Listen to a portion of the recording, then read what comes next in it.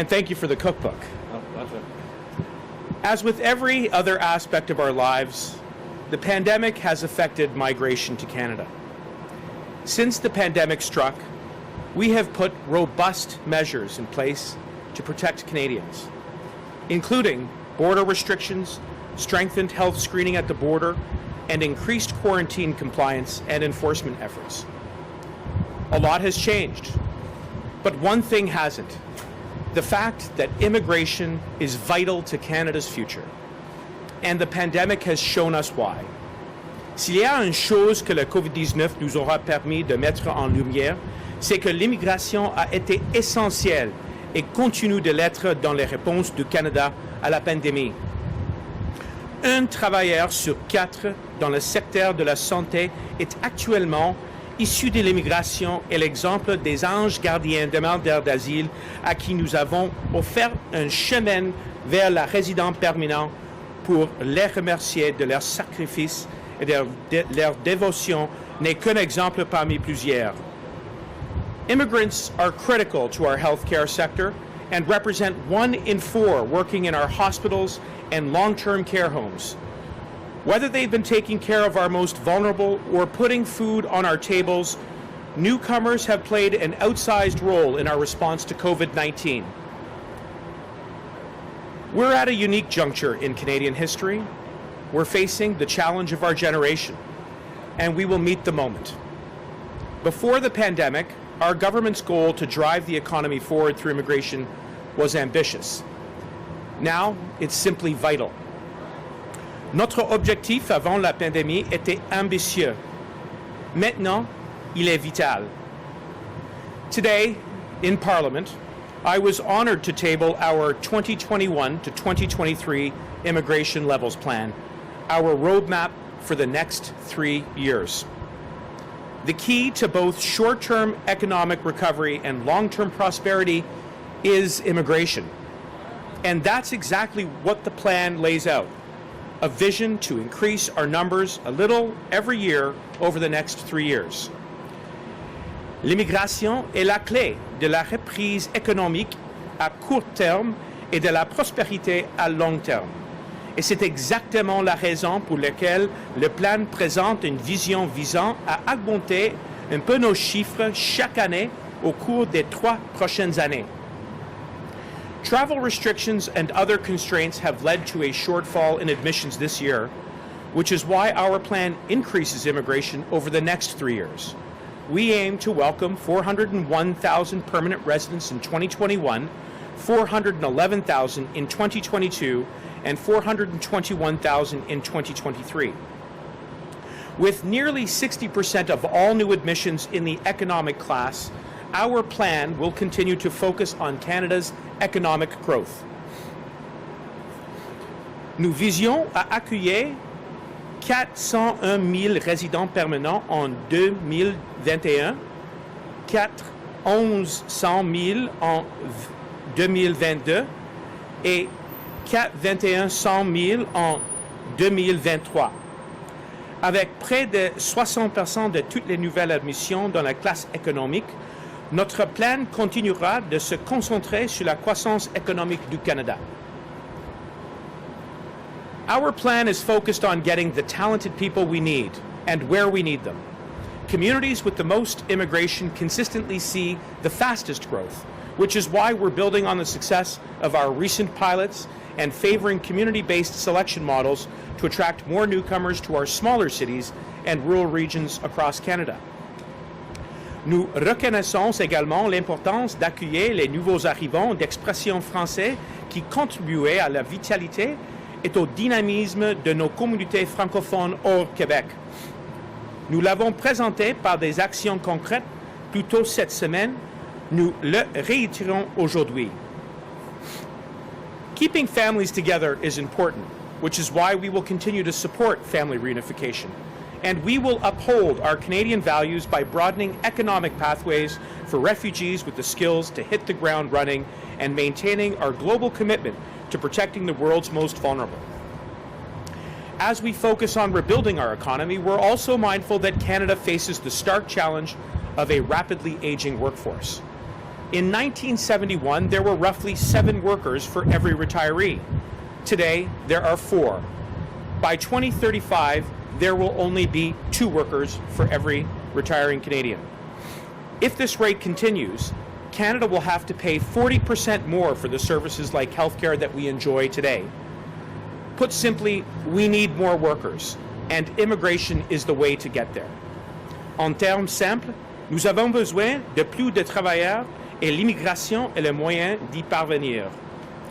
1 in 3 Canadian businesses, just like this one, are owned by immigrants, creating over 250,000 jobs from restaurants to construction to retail.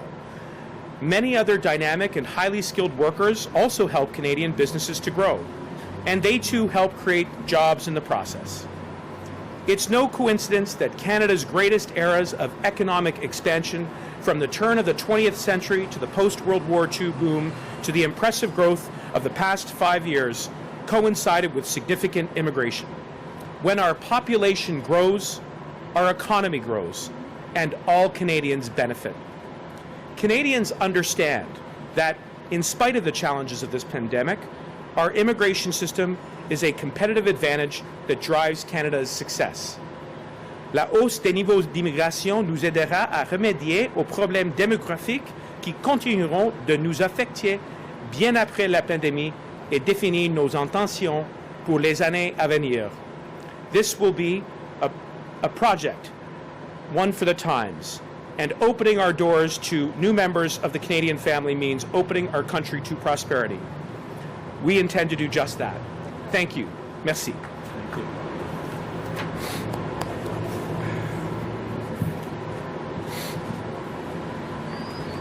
Everyone, we will now begin the media Q&A portion of the event.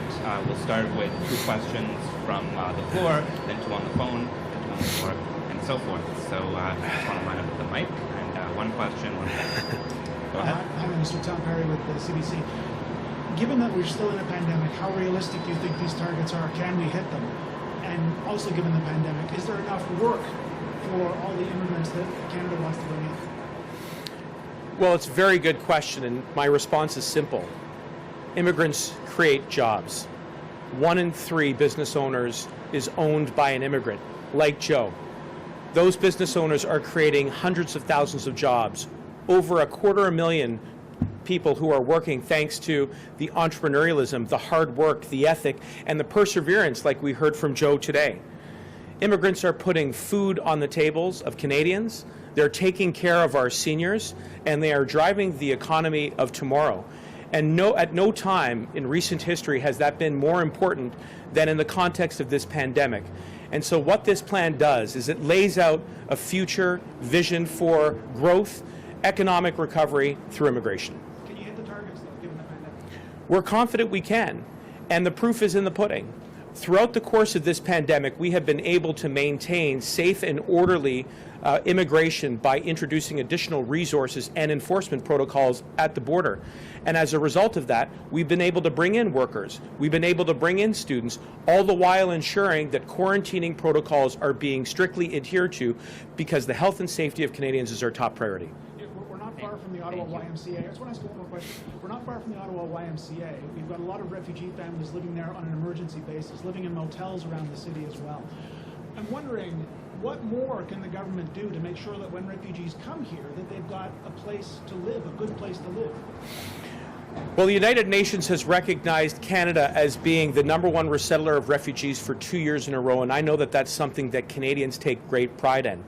It's thanks to the generosity of Canadians who sponsored refugees, and thanks to the compassion that Canada has consistently shown for the world's most vulnerable who are seeking safe harbor from wars, conflict, persecution, and increasingly climate change.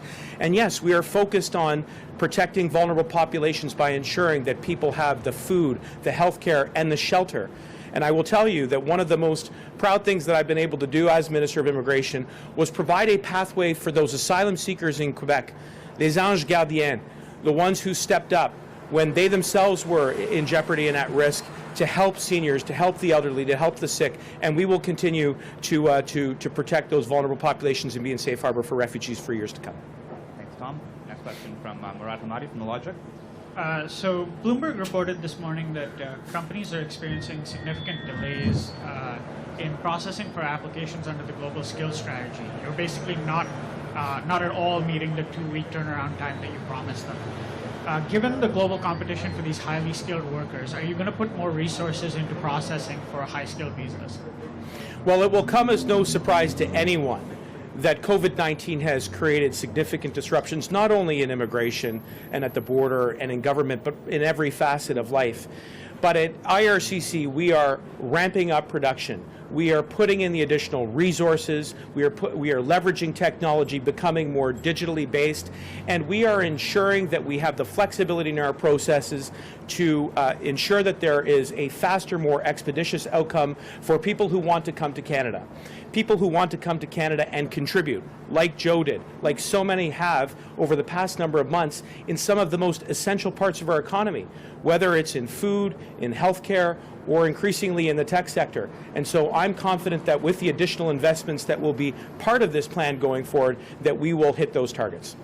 As a follow-up to Tom's question, so former international students and former temporary foreign workers have made up an increasing share of new permanent resident admissions every year for the last decade or so. You say they're starting to come, but there's a huge gap. We've had a 6-month gap where those levels have fallen significantly. And today you're raising your target for next year by 50,000 people. So given those two trends, can you actually make these numbers? Well, as I say, I'm optimistic and confident that we will, because we are putting in the additional resources into our immigration system. We've added additional resources at the border, both in terms of public health as well as security. And when it comes to international students, let me just pause to highlight that international students contribute over $21.6 billion to our economy every year, and they deeply enrich the communities and the campuses where they are taking their first-rate education. And we took the time that was necessary to work with our provincial partners as well as the institutions themselves who are welcoming those students back. And as of October 20th, we now have a pathway to welcome those students. Our hope going forward is that an increasing number of them will want to stay in Canada because they are right at the outset of their professional careers. They will have the education and the experience, and they will be able to fill some of the most urgent needs in our economy, like in the healthcare sector, where our frontline workers have been absolutely heroic. They've been working around the clock, but they need reinforcements, and immigration can help. Thank you. We'll now go to the phones for the next 2 questions. Operator? Thank you. Please press star 1 at this time if you have a question. Veuillez appuyer sur l'étoile 1 maintenant pour poser une question. The first question is from Julie-Anne Lapointe from Radio-Canada. The next question is from Julie-Anne Lapointe from Radio-Canada. Please go ahead, à vous la parole. Oui, bonjour, Monsieur le ministre. J'aimerais savoir concrètement les cibles que vous avancez. C'est quand même des cibles généreuses. En pleine pandémie, alors que les restrictions en vigueur un peu partout pour les voyageurs dans les différents pays, comment vous prévoyez qu'on puisse atteindre ça? Est-ce qu'on n'est pas un peu trop optimiste? Premièrement, comme j'avais dit plus tôt, l'immigration crée les emplois. Comme Chef Joe qui est ici, ils sont un business leader et ils emploient beaucoup des Canadiennes. Et ça, c'est la vision de cette plan, avec les cibles et les chiffres et une augmentation qui est responsable. On avait l'opportunité pour améliorer et renforcer l'économie canadienne. Et peut-être en relance, vous avez parlé là, des anges gardiens, mais il y a toutes sortes de secteurs aussi où il y a des travailleurs qui travaillent sans statut de travailleur officiel, mais qui pourraient peut-être contribuer à l'économie canadienne. Est-ce qu'eux vont être pris en compte aussi là, dans ce calcul-là pour peut-être leur donner un statut plus officiel? Écoute, le projet de pilote que nous avons annoncé pour les anges gardiennes est un programme très spécial pour les demandeurs d'asile qui avaient contribué à nos hôpitaux et la CHSLD. C'est un programme exceptionnel et pour le reste de l'immigration qui est déjà ici au Canada, il y a des travailleurs, il y a des étudiants qui ont peut-être l'opportunité pour accélérer leur façon et leur voiture de devenir des Canadiennes. Next question. The next question is from Heather Kitching from CBC News Thunder Bay. La prochaine question est de Heather Kitching de CBC News Thunder Bay. Please go ahead. À vous la parole. Thank you. Minister, I just wanted to pick up on what you were saying about